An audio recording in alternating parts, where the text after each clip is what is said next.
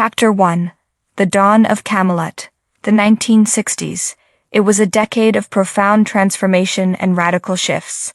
The United States was emerging from the relative calm of the post-war 1950s into a period of dynamic change. The political landscape was not an exception. In Washington, D.C., the Capitol Dome was witness to these changes. Inside its grand walls, politicians grappled with significant challenges, from civil rights struggles to Cold War tensions, from the space race to the early stirrings of the Vietnam War. America was eager for a leader who could navigate these shifting waters with aplomb and vision. Enter John Fitzgerald Kennedy, a young senator from Massachusetts, whose charm and charisma contrasted sharply with the political figures of the time. Born into a prominent family, Kennedy was seen as a breath of fresh air, a beacon of hope that promised to carry the nation towards a brighter future. His youthful energy and vibrant outlook captivated the nation's imagination, and he was seen by many as the embodiment of the American dream. But his path to the presidency wasn't easy. The 1960 election was one of the most tightly contested races in United States history. Kennedy faced stiff competition from then Vice President Richard Nixon. The election highlighted a changing America, with television playing a crucial role in the campaign. The first ever televised debates were held, providing voters a new way to evaluate the candidates. Kennedy, with his charisma and confidence, shone in this new format. On the campaign trail, Kennedy championed the idea of a new frontier. He spoke of challenges not as burdens, but as opportunities for the country to prove its strength and spirit. His speeches were filled with optimism and challenge, urging Americans to do their part for the betterment of the nation. His message resonated with the electorate. In November 1960, after a nail-biting election night, John Fitzgerald Kennedy was declared the winner. The youngest elected president and the first Catholic to hold the office, John Fitzgerald Kennedy's win was a testament to a nation ready for change. Kennedy's inauguration in January 1961 was greeted with anticipation. The new president stood before the crowd, looking out onto the National Mall, and delivered his famous line, "Ask not what your country can do for you. Ask what you can do for your country." With these words, John Fitzgerald Kennedy didn't just accept the presidency, he beckoned an entire nation to join him on a journey toward a brighter future.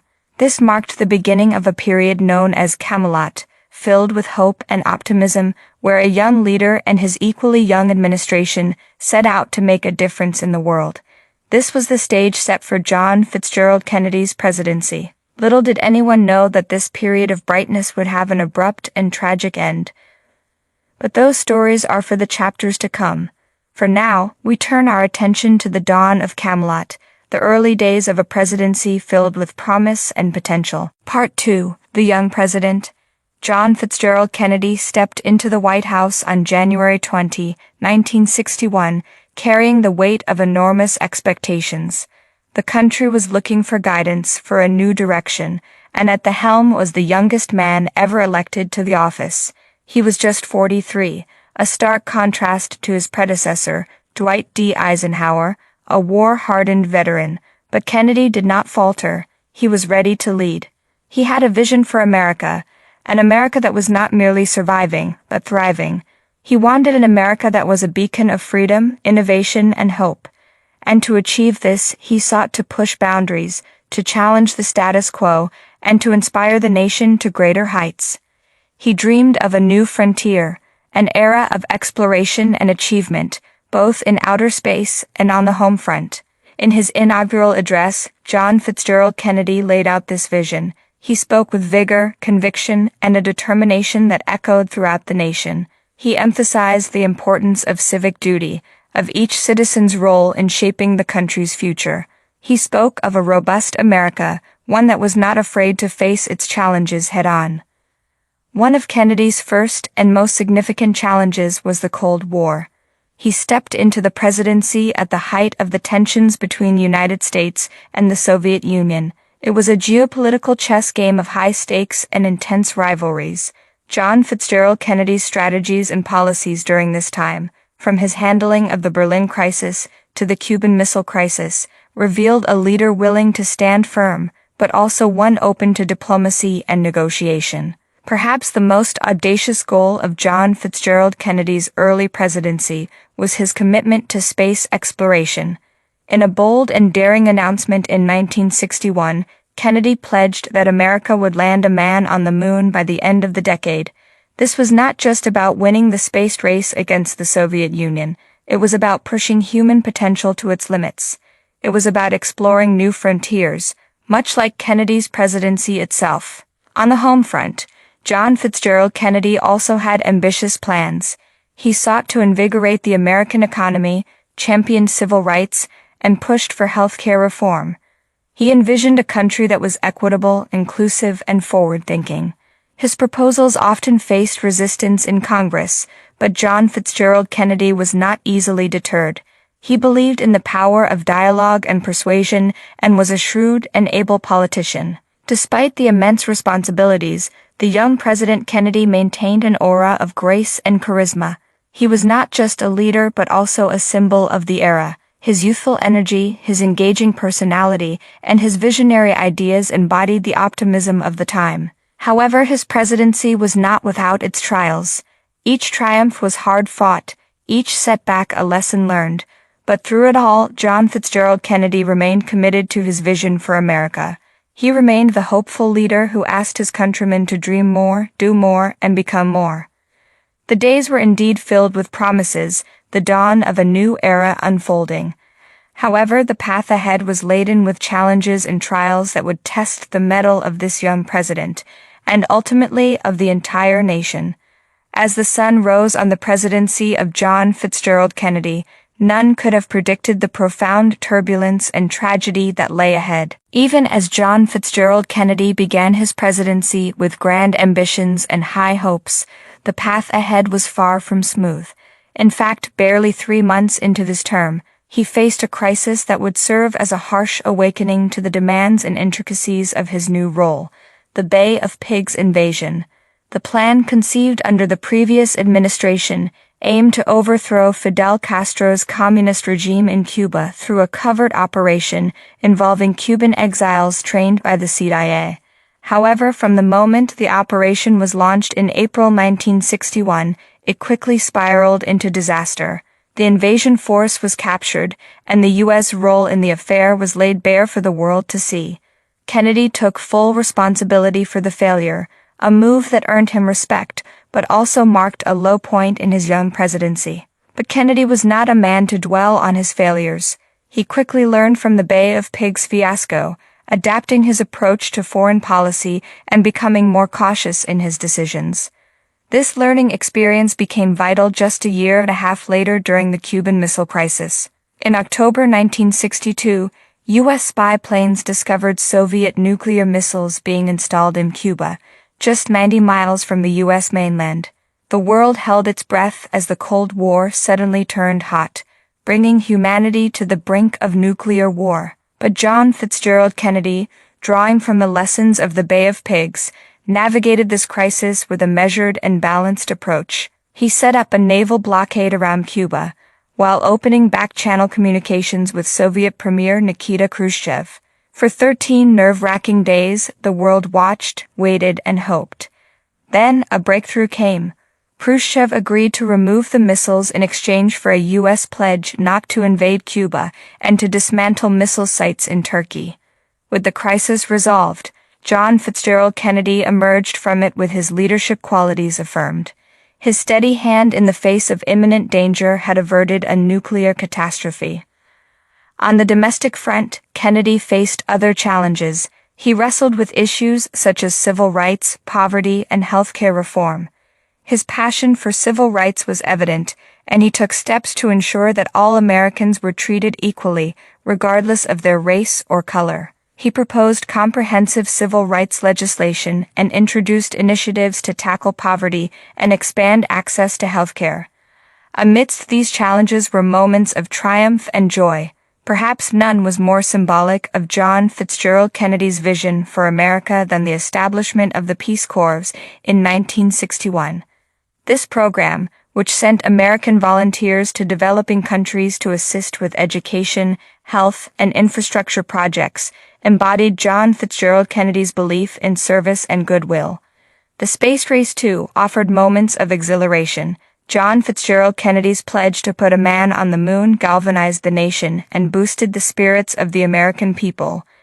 It represented a pinnacle of human achievement and encapsulated Kennedy's optimism and forward-looking vision. As the first chapter of Kennedy's presidency unfolded, it became clear that this was a period of both challenges and triumphs. Each crisis was met with resilience, each triumph savored with humility. John Fitzgerald Kennedy, the young president at the dawn of Camelot, proved that he was not only a charismatic leader but also a determined and capable statesman, steering his country with a steady hand through turbulent times. Yet, as his presidency progressed, darker clouds were gathering on the horizon, foreshadowing events that would shake the nation to its core. Chapter 2, November 22, 1963. November 22, 1963, began just like any other day for President John Fitzgerald Kennedy. The morning sky in Fort Worth, Texas, was overcast, but the spirit in the Kennedy camp was as buoyant as ever. They were in Texas as part of a 2-day, 5-city tour meant to smooth tensions in the state's Democratic Party before the upcoming 1964 election. John Fitzgerald Kennedy woke early that day in Suite 850 at the Hotel Texas. Despite the drizzle, he was eager to meet the crowd of supporters who had gathered in the parking lot just outside the hotel. Dressed in a suit and standing on a makeshift stage, Kennedy addressed the crowd, applauding their spirit and joking about the weather. His charm was evident that morning, his charisma drawing cheers and applause from the rain-soaked crowd. After the parking lot speech, Kennedy headed back inside for a Chamber of Commerce breakfast in the hotel's grand ballroom. He was joined by his wife, Jacqueline Kennedy, who was making a rare public appearance on the trip. Despite the early hour, the ballroom was buzzing with over 2,000 guests eager to hear from the president. Kennedy's speech at the breakfast was optimistic and focused on the future. He spoke about the strength of the American economy and the country's role in space exploration. His words echoed the vision he had outlined since the start of his presidency, a vision of progress, ambition, and unity. During the breakfast, John Fitzgerald Kennedy also took a moment to acknowledge his wife, who had just entered the room. 2 years ago, I introduced myself in Paris by saying that I was the man who had accompanied Mrs. Kennedy to Paris, he joked. I'm getting somewhat that same sensation as I travel around Texas. The crowd erupted in laughter, a warm moment on what would later turn into a day of tragedy. After the breakfast, Kennedy and his entourage prepared to leave for Dallas, the next stop on their tour. The motorcade was ready, and Air Force One was waiting at the Carswell Air Force Base. Despite the lingering drizzle, the president chose to use the open-top limousine, allowing for better interactions with the public. As John Fitzgerald Kennedy left the hotel, he didn't know that these were his final hours.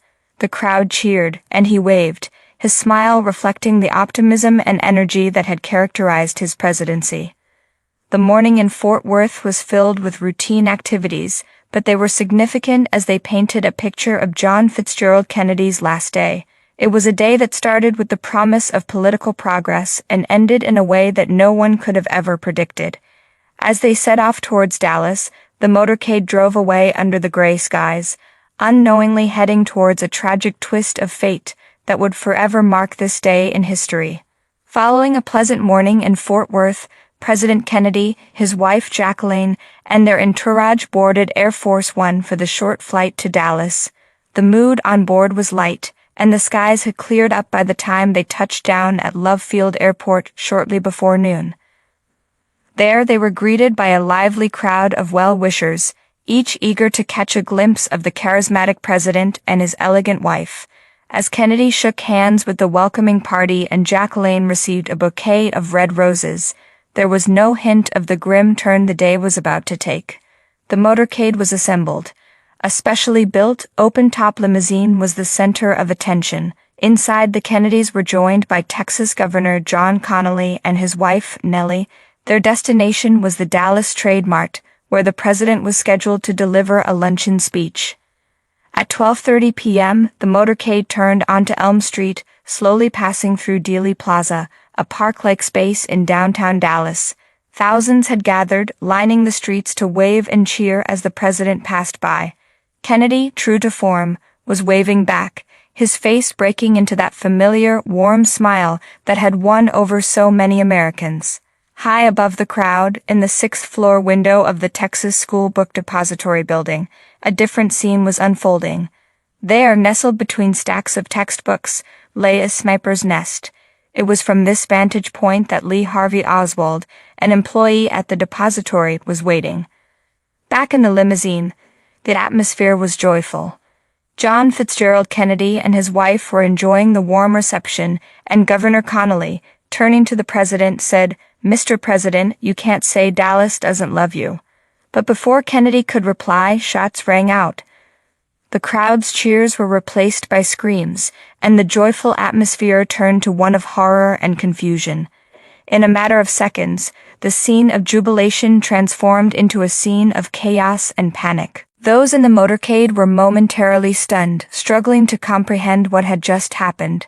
Within the limousine, John Fitzgerald Kennedy, struck by the bullets, slumped over onto his wife, and the bright, sunny day in Dallas turned dark. The Dallas motorcade, once a scene of celebration and joy, had become a moment frozen in time, a moment that marked the abrupt end of the Camelot era. The initial reaction was of disbelief. The cheering crowd was now a mass of shocked faces. This couldn't be happening, not here. Not to John Fitzgerald Kennedy. But as the motorcade sped away towards Parkland Hospital, the grim reality started to sink in. The President of the United States had been shot. Dealey Plaza, with its open spaces, knolls, and patches of trees, was abuzz with energy on that fateful day. The crowd, consisting of locals and visitors alike, had gathered in anticipation, their faces alight with excitement to witness the passing of the presidential motorcade. As the clock struck 12:30 p.m., the open-top limousine carrying the Kennedys and the Connallys turned onto Elm Street. The atmosphere was electric, cheers echoing off the nearby buildings. Cameras flashed as the crowd tried to capture a lasting memento of this historic moment. However, unbeknownst to the joyful crowd, a grim tableau was being set in the Texas School Book Depository building overlooking the plaza.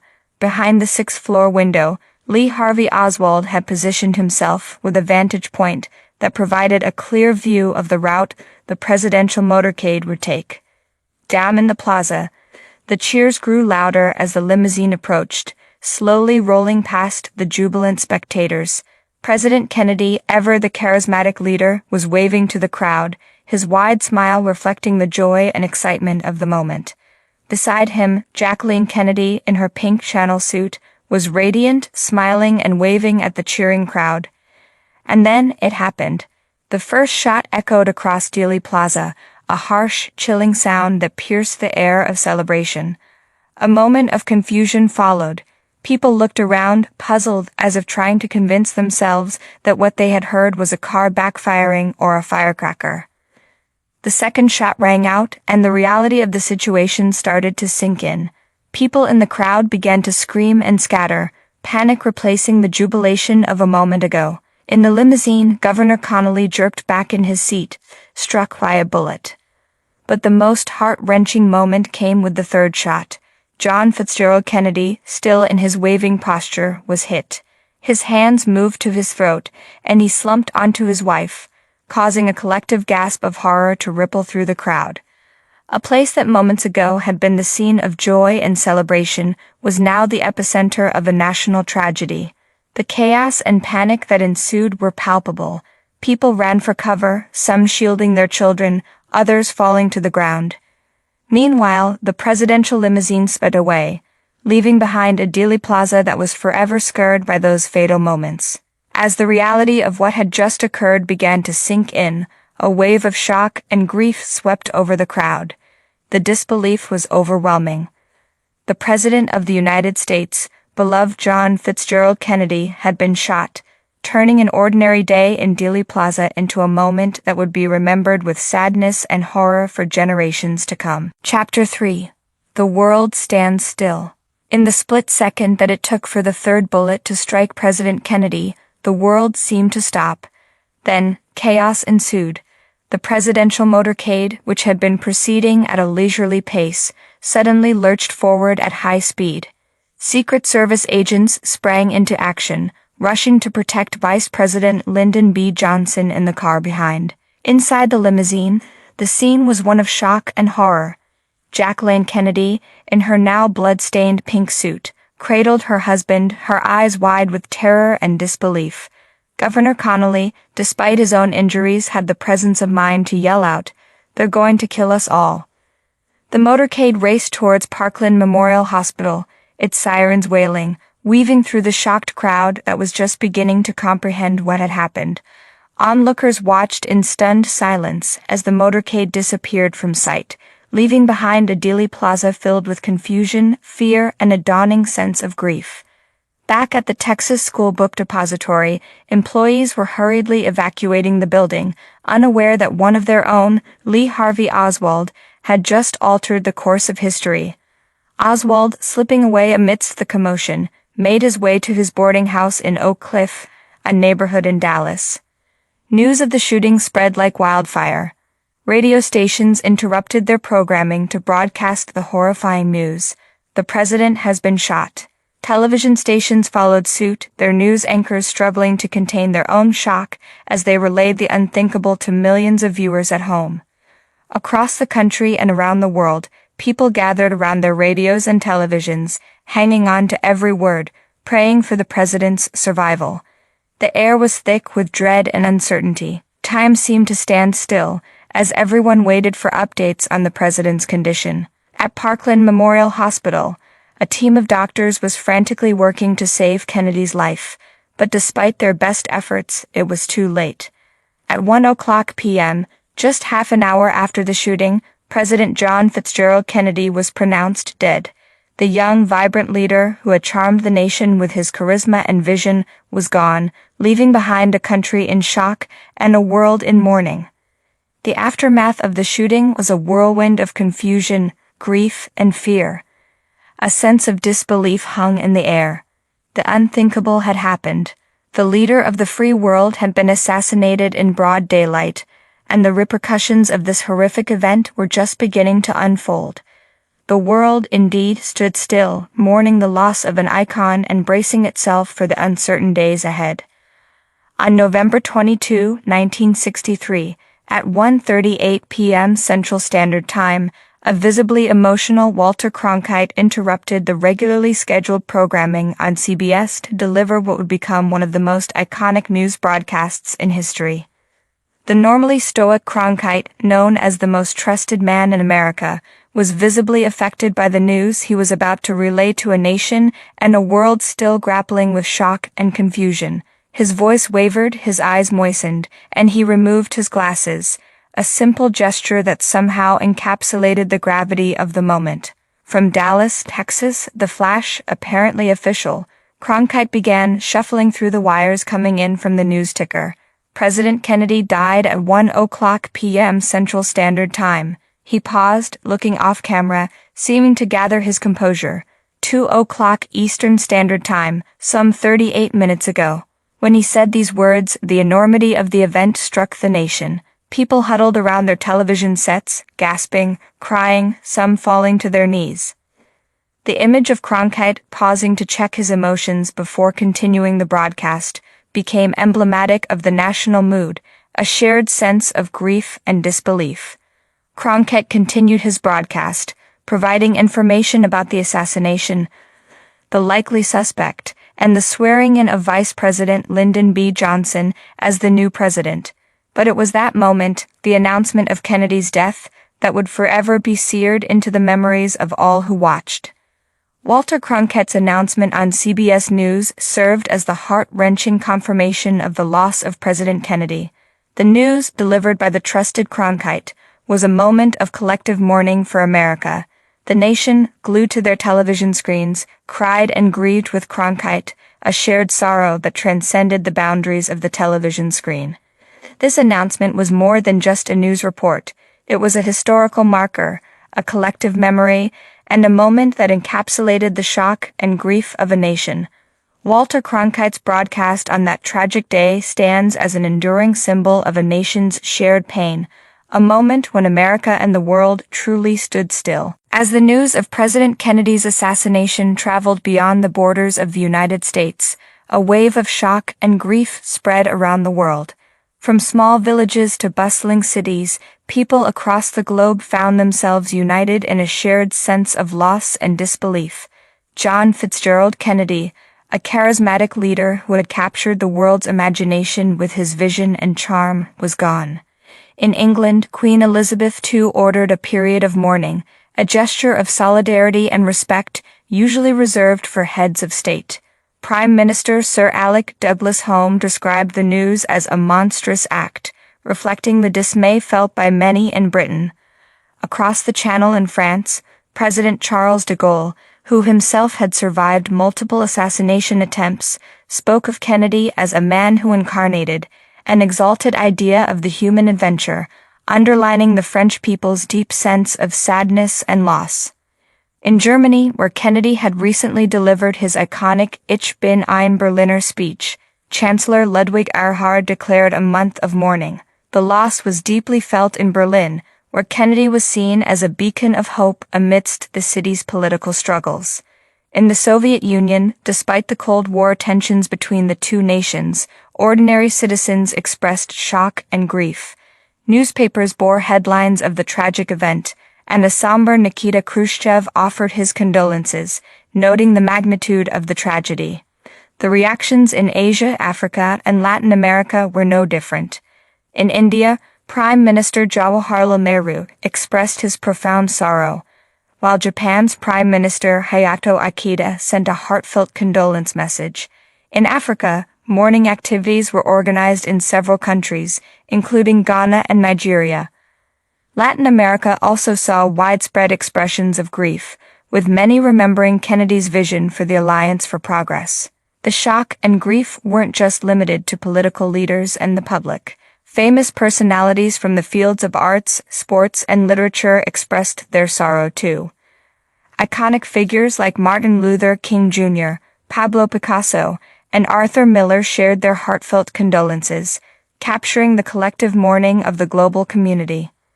The worldwide response to Kennedy's death was a testament to his global stature and appeal.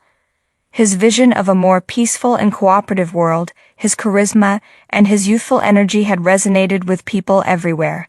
His death left a void not just in the United States, but in hearts around the world. The global reactions served as a poignant reminder of how deeply interconnected our world had become, and how the loss of a leader could reverberate across continents, uniting people in shared grief and disbelief. Chapter 4. The Investigation.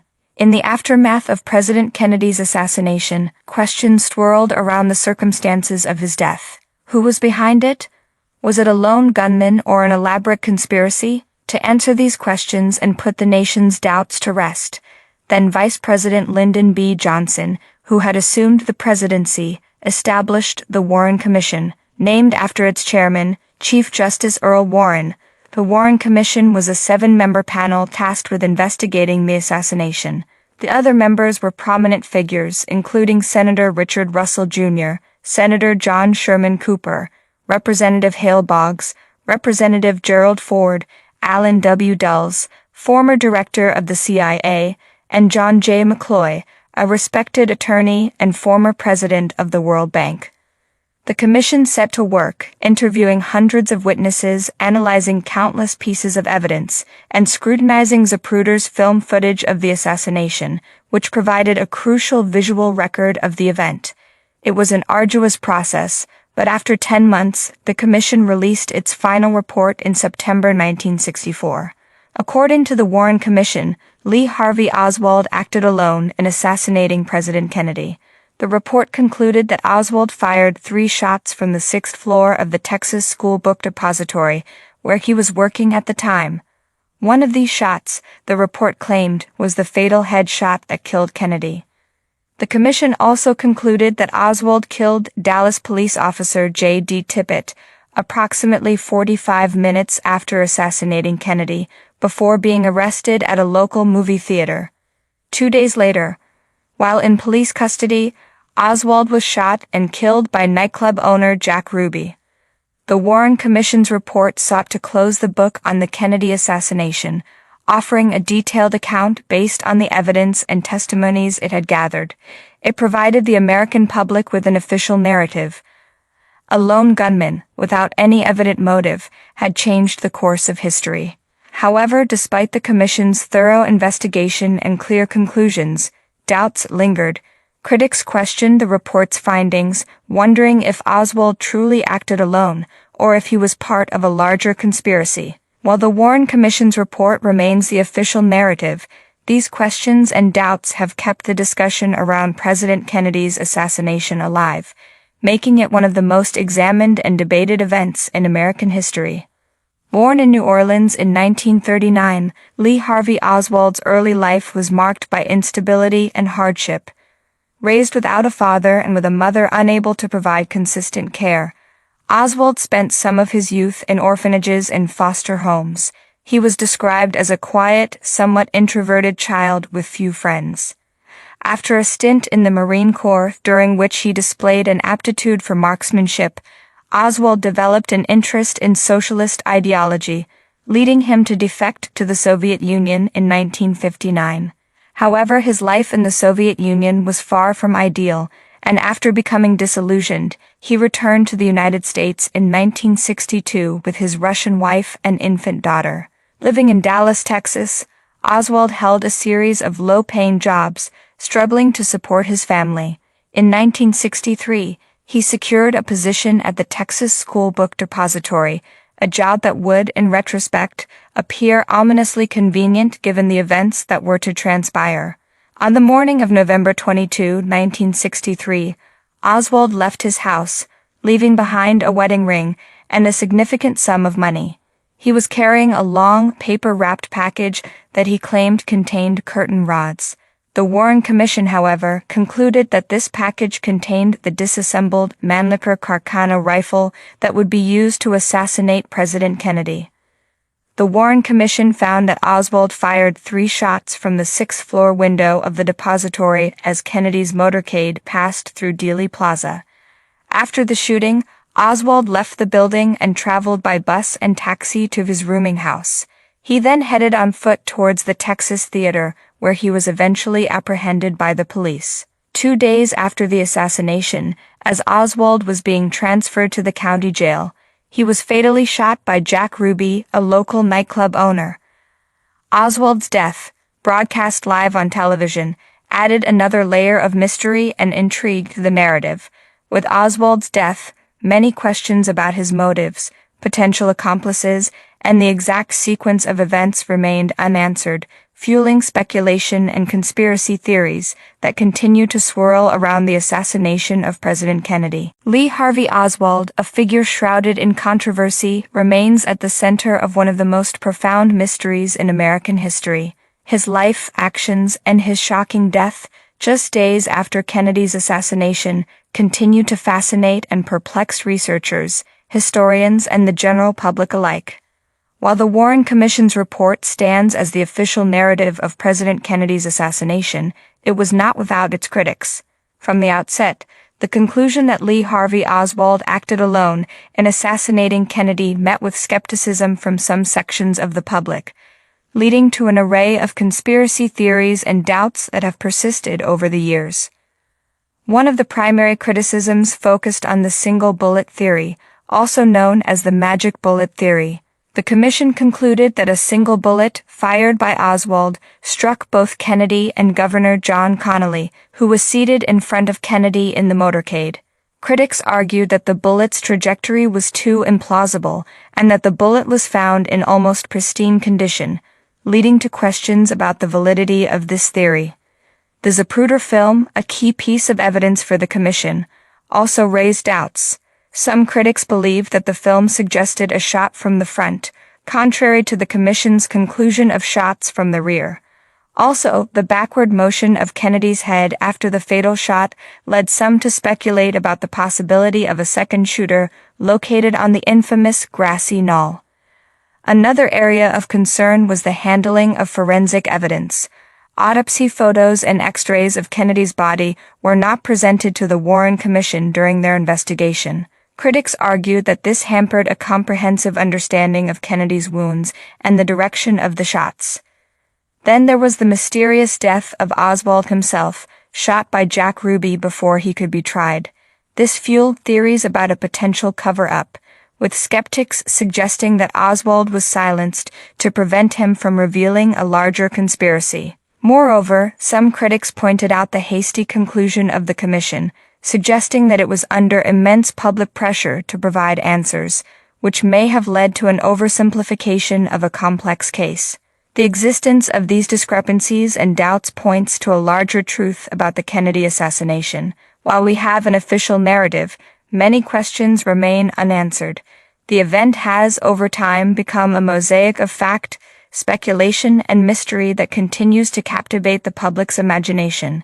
As we sift through the layers of evidence, theories, and criticisms, we come to understand that the story of President Kennedy's assassination is a complex tapestry of truth and doubt, clarity, and ambiguity. Chapter 5. The Conspiracy Theories.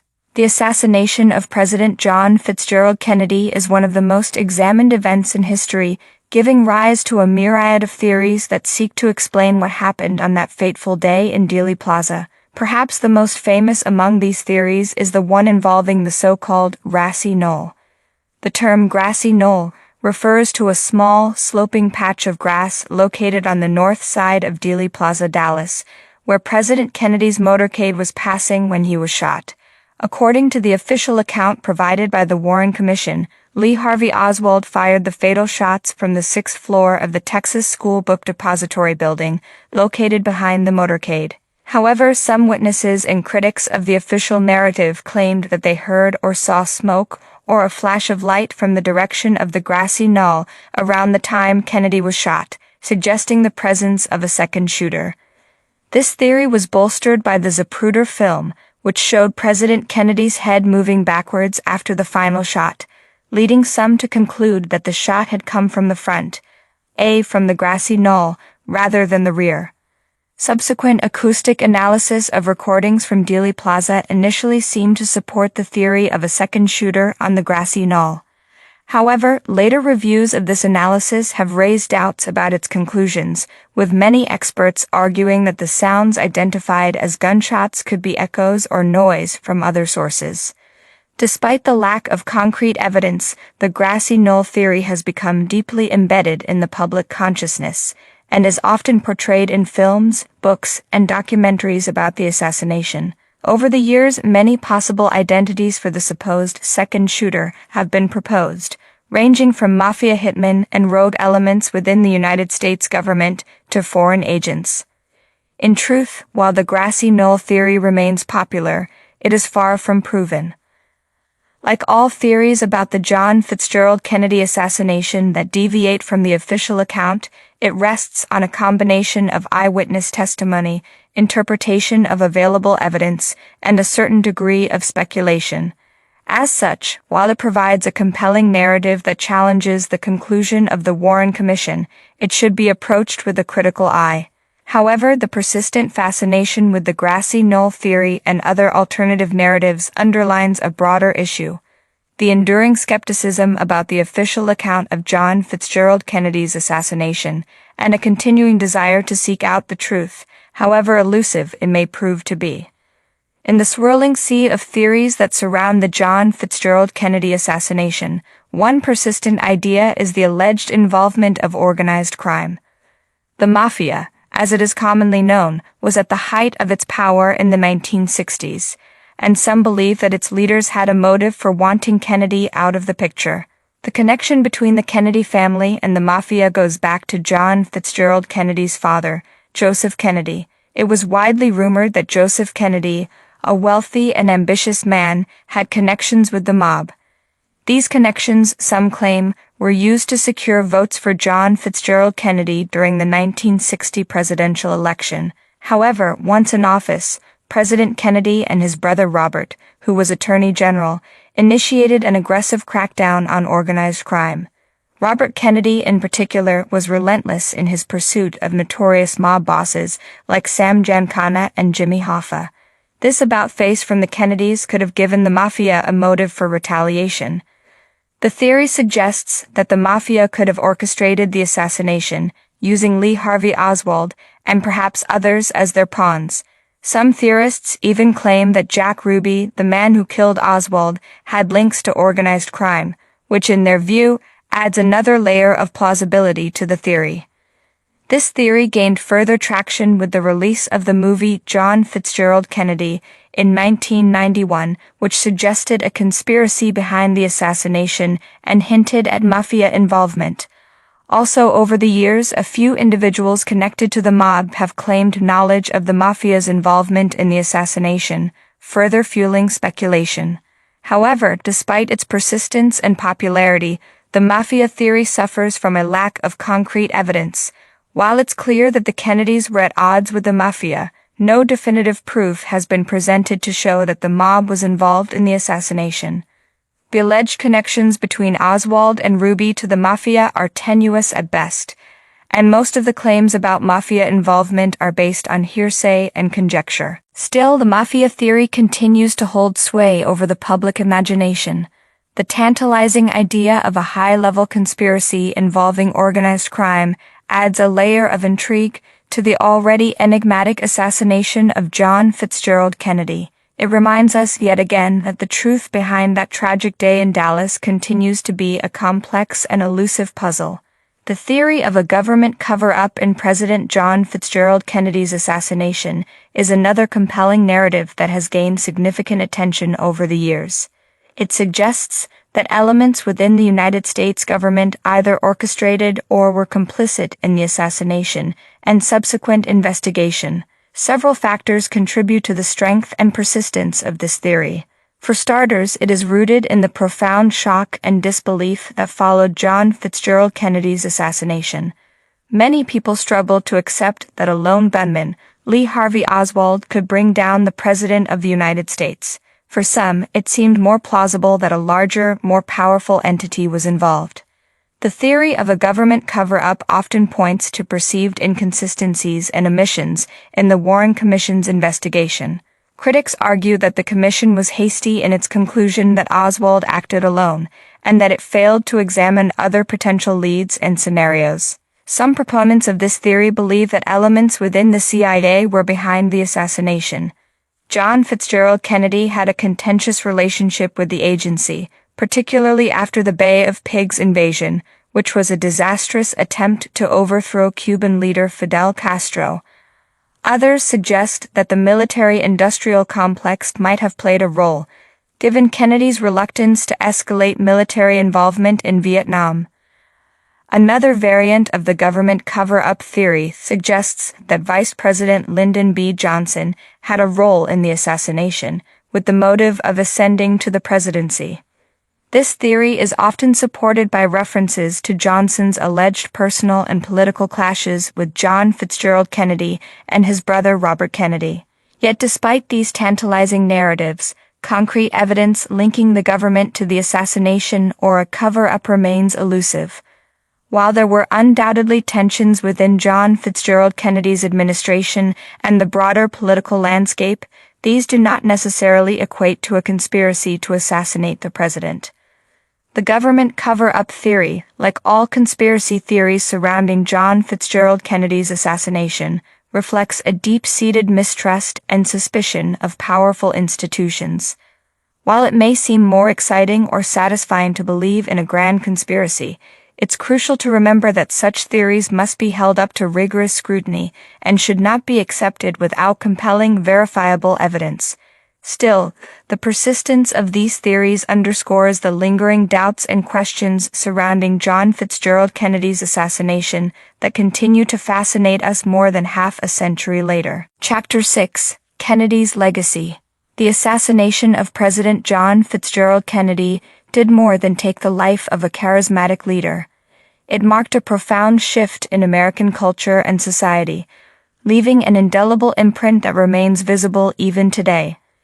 In the immediate aftermath of John Fitzgerald Kennedy's death, a sense of national shock and grief swept across the country.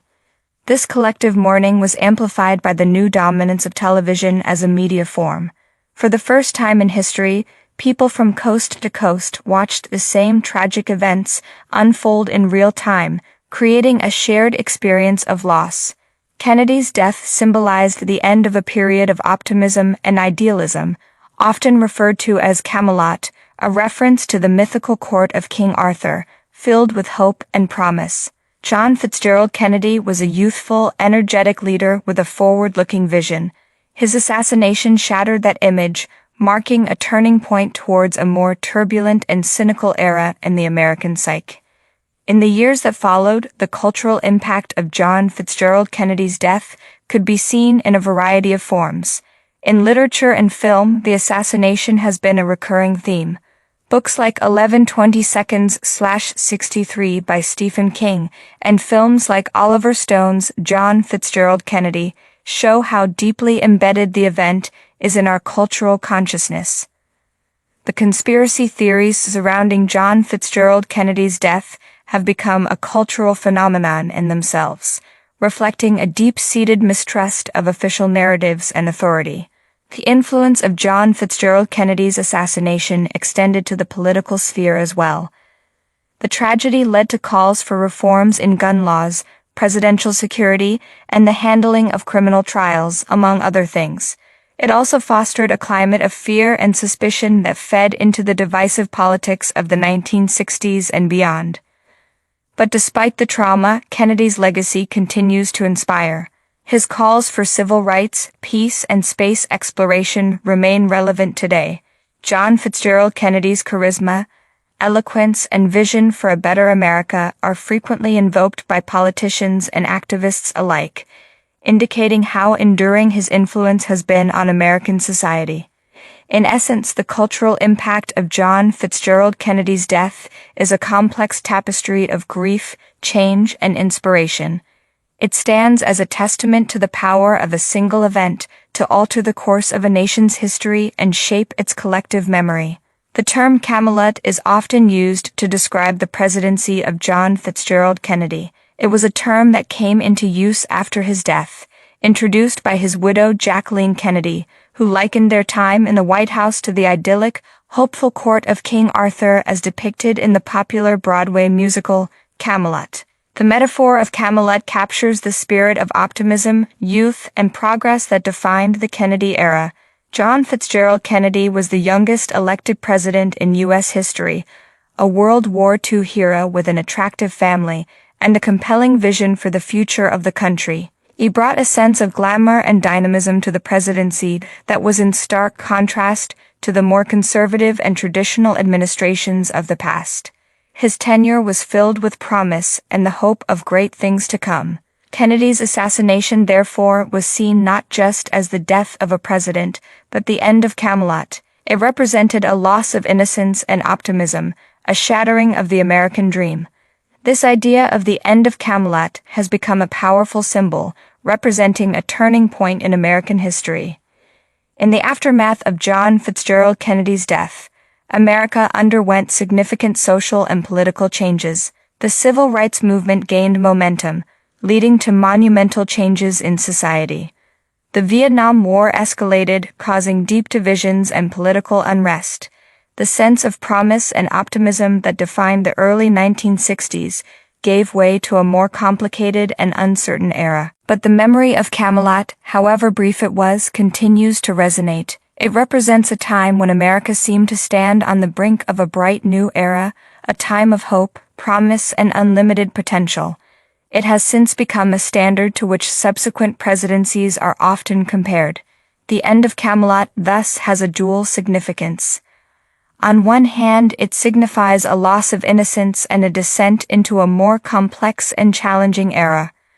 On the other hand, it serves as a reminder of the ideals that John Fitzgerald Kennedy embodied: progress, optimism, and the belief in the ability to effect change, values that continue to inspire and guide even in the face of adversity.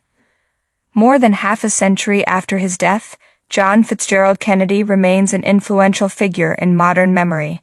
His charismatic leadership, powerful speeches, and the tragic circumstances of his death have been etched into the collective consciousness, influencing perceptions of American history and shaping contemporary dialogues. In the public's mind, John Fitzgerald Kennedy often symbolizes a time of optimism and progress.